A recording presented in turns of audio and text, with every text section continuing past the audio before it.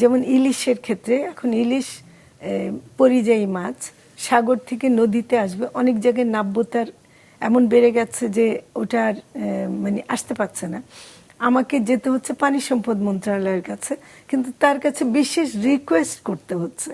এটা পানি সম্পদ মন্ত্রণালয় নিজেই কেন ধরে নেবে না যে পানির দায়িত্ব যদি তাদের হয়, ইলিশ আসা যাওয়ার ব্যাপারটাও তাদেরকে নিশ্চিত করতে হবে। তো এই ব্যাপারগুলো কিন্তু নাই, এখনো নাই, মানে এটা চিন্তার মধ্যেই নাই। আমি মনে করি যে একটা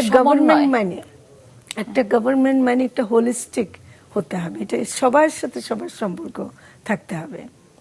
পরিবেশ আছে, ভূমি যেমন ইজারা দিয়ে দিচ্ছে, হ্যাঁ, আমার জলমহালগুলো আমার জেলেরা জলমহাল পাচ্ছে না, অন্যদেরকে দিয়ে দিচ্ছে যারা এটার উপর ব্যবসা করছে।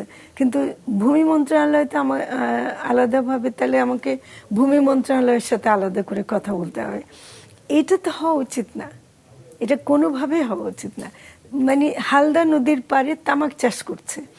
হালদা নদী এমন একটা ইম্পর্টেন্ট নদী যে ওখানে যে রুই কাতলা হয় এগুলি একেবারে ইউনিক, এটা বাংলাদেশে কোথাও পাওয়া যাবে না।